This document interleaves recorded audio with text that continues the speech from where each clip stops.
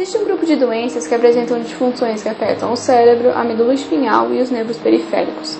São as leucodistrofias. O termo é derivado do grego leu, branco, e distrofia, crescimento ou desenvolvimento imperfeito. Nesse grupo maior de doenças aparece a adrenoleucodistrofia, ou ALD. Alguns trabalhos sugerem que o primeiro paciente com adrenoleucodistrofia foi descrito por Haberfield e Spiller em 1910.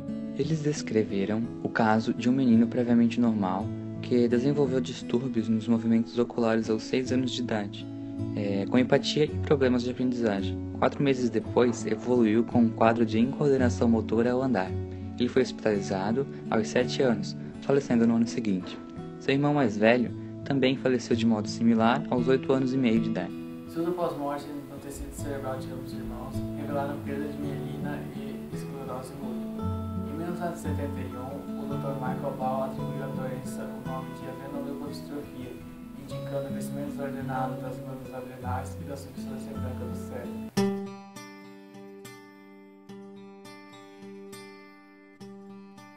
A ALD pode ser encontrada em vários grupos ao redor do mundo. Essa doença é causada por uma mutação no gene ABCD1 que produz a proteína ALD. As mutações desse gene impedem a produção da proteína ALD.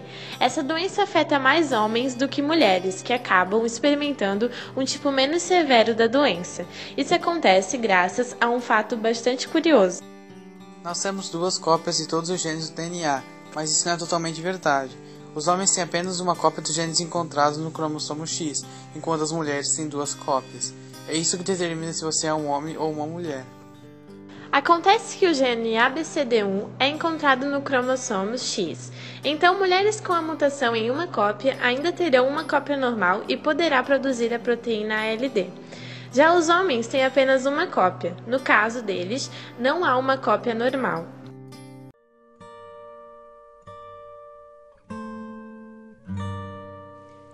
A adrenoleucodistrofia promove uma alteração no metabolismo dos peroxissomas.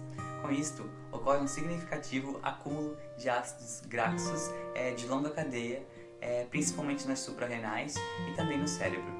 A consequência desse acúmulo é a destruição da bainha de mielina, uma proteína presente na parte branca do sistema nervoso.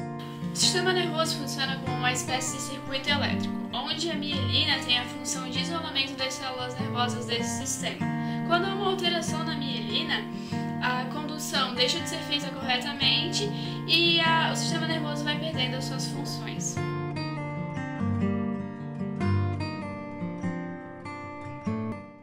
A primeira delas é a neonatal. Ela se manifesta nos primeiros meses de vida. Os genes anormais que causam essa forma não estão ligados ao cromossomo X, o que significa que essa forma ela atinge meninos e meninas. Neste caso, os portadores apresentam um tempo de sobrevida de 5 anos. O quadro caracteriza-se por retardo, disfunção adrenal, deteriorização neurológica, degeneração da retina, convulsões, hipertrofia hepática, anomalias faciais e musculatura fraca.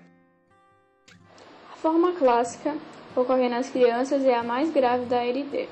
Ela apresenta uma progressão rápida e implacável. Manifesta-se entre os 4 e os 10 anos de idade, sendo que o tempo de sobrevida gira em torno de 10 anos depois do diagnóstico. Os sintomas apresentados são problema de percepção, disfunção adrenal, perda de memória, da visão, da audição e da fala, perda dos movimentos e demência severa. Já a ALD em adultos promove a insuficiência das suprarrenais, dificuldade de caminhar, impotência, incontinência urinária e deteriorização neurológica. As mulheres portadoras, por sua vez, manifestam sintomas moderados apenas nos últimos anos de vida. Esses sintomas eles se limitam a uma leve perda sensitiva e neuropatia periférica. Aos 6 anos de idade, Gabriel começou a apresentar os primeiros sintomas da doença na escola. Geralmente, a criança apresenta nessa fase mesmo de alfabetização. Além de hiperativo, Gabriel ficou agressivo, na sala de aula ele ficava olhando para cima, se batia nos móveis, tropeçava com facilidade. E eu lembro que a escola começou a me chamar para as reuniões e perguntavam: mãe, está acontecendo alguma coisa em casa? E eu falava: não. E Gabriel não queria ir para a escola. Então eu achava que era alguma coisa na escola e a escola achava que era alguma coisa em casa. E enquanto isso a gente só foi perdendo tempo, porque essa doença ela é assim, os sintomas evoluem rapidamente. Então entre esse desconfiar do que está acontecendo, logo depois Gabriel já ficou cego, 2 meses depois ele parou de andar, falar e se alimentar. Quando eu recebi o diagnóstico da doença, que confirmou em agosto de 2009, a gente já estava no hospital, Gabriel já estava acamado e se alimentando via gastrostomia.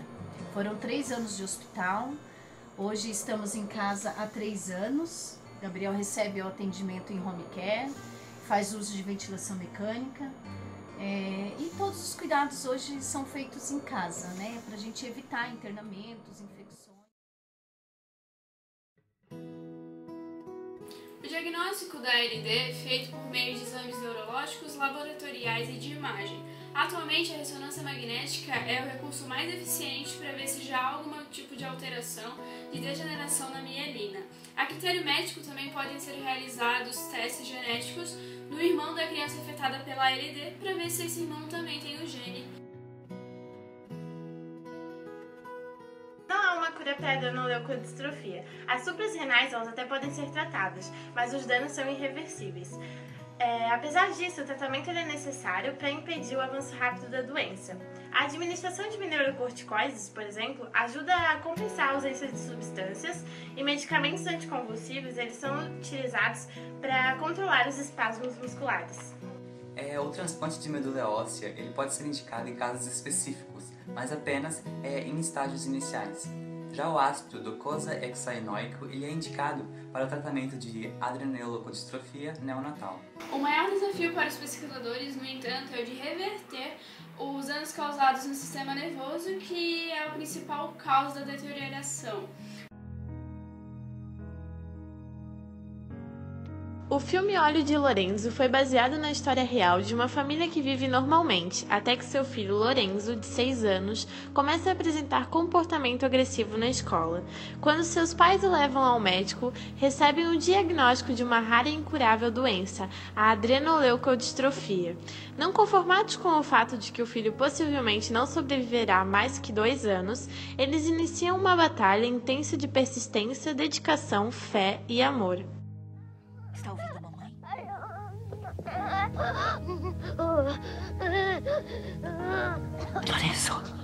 Lorenzo, escute mamãe. Está me ouvindo, meu amor? Se isso for demais para você, querido, então saia voando. Voe o mais rápido possível para o menino Jesus. Augusto e Micaela Odoni resolveram pesquisar mais sobre a ALD, a fim de entender o que estava acontecendo com seu filho. No decorrer do filme, assistimos ao progresso devastador da doença e ao sofrimento de Lorenzo e de seus pais.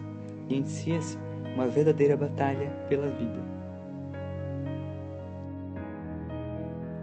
Hemianópsia, demência aos 9 meses, atrofia óptica, cegueira, morte aos 48 meses, deterioração mental, disfagia, mudez, atrofia aos 4 anos, quadriplegia, convulsões, espasmos, cego, surdo, mudo, coma, morte.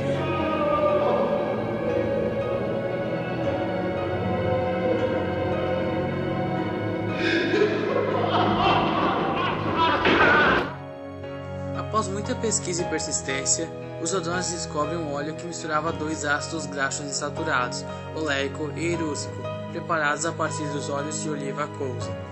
Os médicos, no entanto, não aceitaram o óleo de primeira, alegando que era tóxico para o humano.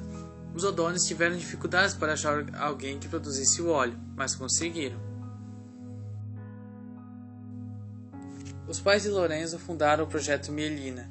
Outras crianças também usaram e usam até hoje o óleo de Lorenzo, não havendo progressão da doença, nem chegando a apresentar todos os sintomas, permanecendo normais até hoje. Lorenzo Odoni morreu um dia após seu aniversário de 30 anos de idade, devido a uma pneumonia. Ele viveu 20 anos a mais do que os médicos tinham previsto. Ele permaneceu em um quarto escuro, paralisado, incapaz de falar ou ver, enquanto seu corpo passou pela adolescência e chegou à fase adulta.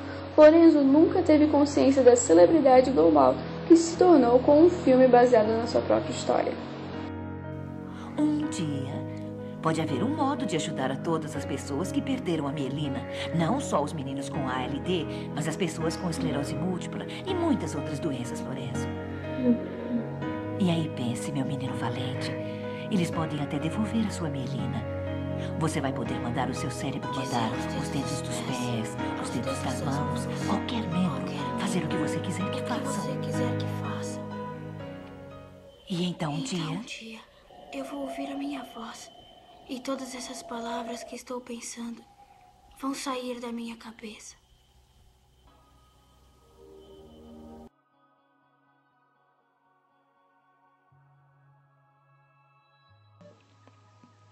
Ricardo Vinícius se deparou com a ALD em 2011, quando tinha 26 anos. No ano seguinte, criou um blog para compartilhar com todos a sua experiência. Em uma das postagens, Ricardo conta que existem vários casos da ALD em sua família. Ele realizou um transplante de medula óssea, mas veio a falecer em 2013. Tô querendo crer que tudo isso é passageiro, que vai dar certo e no fim vou ficar bom. E quanto mais eu acredito na minha melhora, melhor. Não sei se isso é fé, força de vontade ou os dois, mas tô bem, com a cabeça boa e muito certo de que eu vou fazer tudo o que for possível. Não vai ser de mão beijada que vão me entregar para essa doença. Há muitos guarda-chuvas perdidos. Para onde foram? Alguém poderia me ajudar? Para onde foram os papéis rasgados? E os estojos? Onde estarão? Alguém poderia me ajudar a procurar meus brinquedos? Será que eles fugiram de mim? Alô, brinquedos? Sou eu, o seu dono. Não façam isso comigo. Apareçam meus brinquedos, por favor.